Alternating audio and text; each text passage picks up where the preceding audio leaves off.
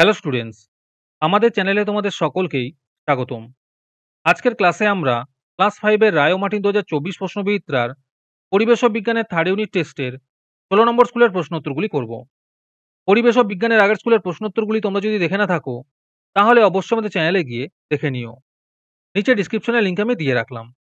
আর তোমরা যদি আমাদের চ্যানেলে নতুন হয়ে থাকো, তাহলে চ্যানেলটিকে সাবস্ক্রাইব করে পাশে থাকা বেল আইকনটি অলে প্রেস করে রেখো। তাহলে পরে ক্লাসের ভিডিওগুলি আমি আপলোড করলেই তোমাদের কাছে নোটিফিকেশন পৌঁছে যাবে। তাহলে শুরু করা যাক। ১ নম্বরে আছে সঠিক উত্তরটি নির্বাচন করে লেখো।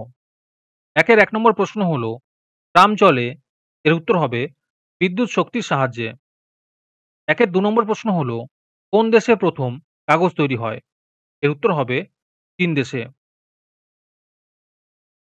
৩ নম্বর প্রশ্ন হলো বিশ্ব বয়স্ক অবমাননা প্রতিরোধ দিবস পালন করা হয়, এর উত্তর হবে ১৫ই জুন। ৪ নম্বর প্রশ্ন হলো বহরমপুর, এর উত্তর হবে ভাগীরথী নদীর তীরে অবস্থিত। ৫ নম্বর প্রশ্ন হলো কোন স্থানে মুখ্য জোয়ারের কত সময় পর গৌণ জোয়ার হয়, এর উত্তর হবে ১২ ঘন্টা ৩০ মিনিট পর। তারপরে ২ নম্বরে আছে শূন্যস্থান পূরণ করো। ২ নম্বরে আছে পীর সাহেবের কবরস্থানকে বলে ড্যাশ, এর উত্তর হবে মাজার। ২ নম্বরে আছে সব শক্তির উৎস ড্যাশ, এর উত্তর হবে সূর্য। ৩ নম্বরে আছে পরিবেশ বান্ধব যান হলো ড্যাশ, এর উত্তর হবে সাইকেল।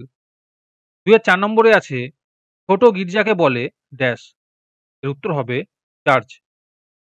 ৫ নম্বরে আছে তালপাতায় লেখা বইগুলিকে বলে ড্যাশ, এর উত্তর হবে।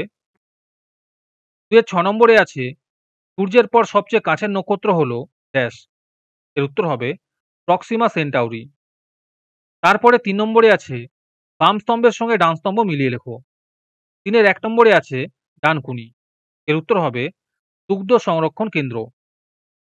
২ নম্বরে আছে শান্তিপুর, এর উত্তর হবে রাসমেলা। ৩ নম্বরে আছে বক্রেশ্বর, এর উত্তর হবে তাপবিদ্যুৎ কেন্দ্র। ৪ নম্বরে আছে বারুইপুর, এর উত্তর হবে পেয়ারা। ৫ নম্বরে আছে চিংড়িখালি দুর্গ, এর উত্তর হবে ডায়মন্ড হারবার। তারপরে ৪ নম্বরে আছে নিচের বিবৃতিগুলি শুদ্ধ বা অশুদ্ধ লেখো। ১ নম্বর প্রশ্ন হলো ১৮৫৩ সালে প্রথম যাত্রীবাহী ট্রেন চলে, এটি শুদ্ধ হবে।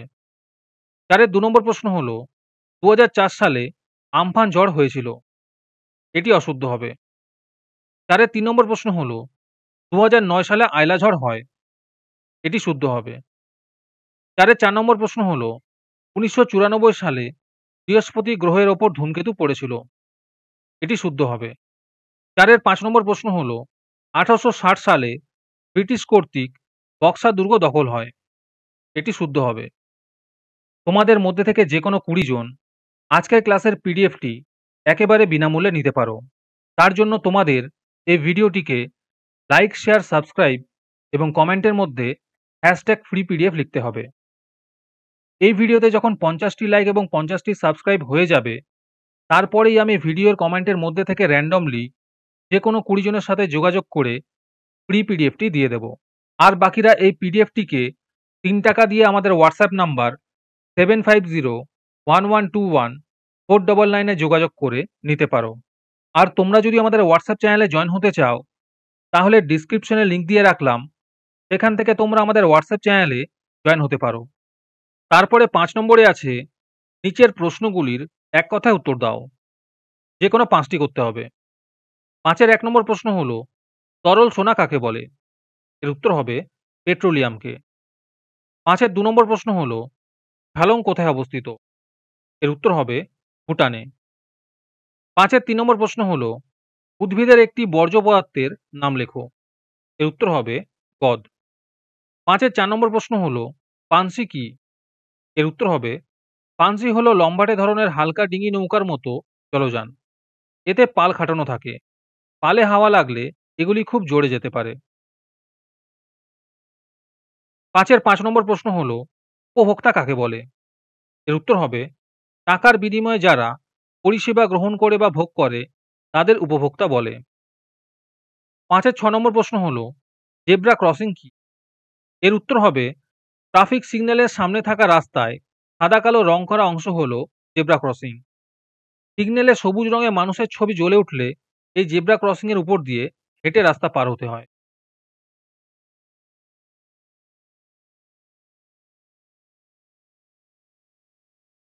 ৫-এর ৭ নম্বর প্রশ্ন হলো, অপু ও দুর্গা কোন উপন্যাসের চরিত্র?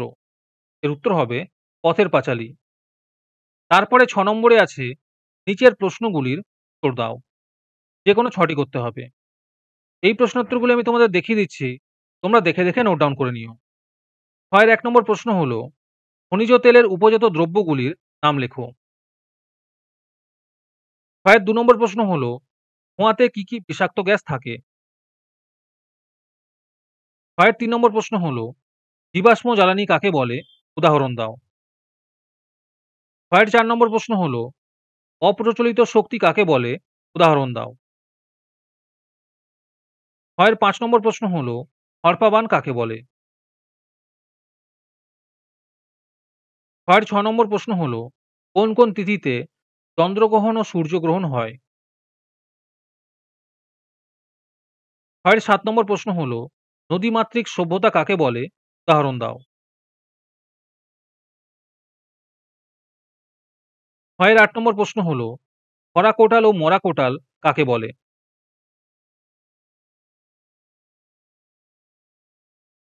৬ এর ৯ নম্বর প্রশ্ন হলো, তরাই অঞ্চলের ২টি জেলার নাম লেখো। এই অঞ্চলের জমির বৈশিষ্ট্য লেখো।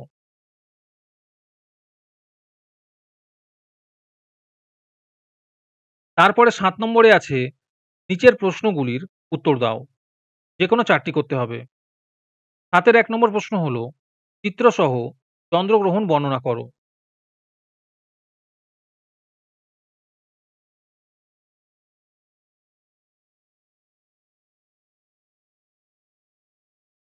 ৭ এর ২ নম্বর প্রশ্ন হলো, অ্যাসিড বৃষ্টি কাকে বলে? এটি কি, কি ক্ষতি করে?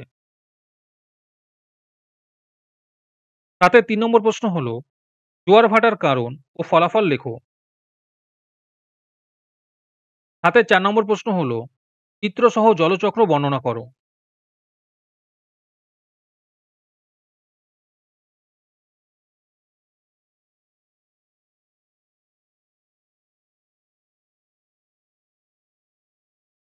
৭ এর ৫ নম্বর প্রশ্ন হলো, বন্যপ্রাণী সংরক্ষণ বলতে কি বোঝো? আমরা বন থেকে কি, কি সুবিধা পাই?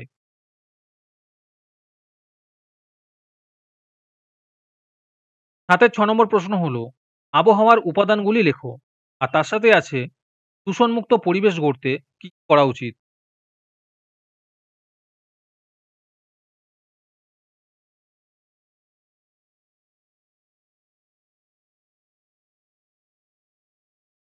আজকের ক্লাসটি তোমাদের ভালো লেগে থাকলে অবশ্যই একটি লাইক এবং বন্ধুদের কাছে শেয়ার করে দিও। পরের স্কুলগুলির প্রশ্নোত্তরের ভিডিও তাড়াতাড়ি পেতে চ্যানেলটিকে অবশ্যই সাবস্ক্রাইব করে রেখো। তাহলে দেখা হচ্ছে পরের ক্লাসে।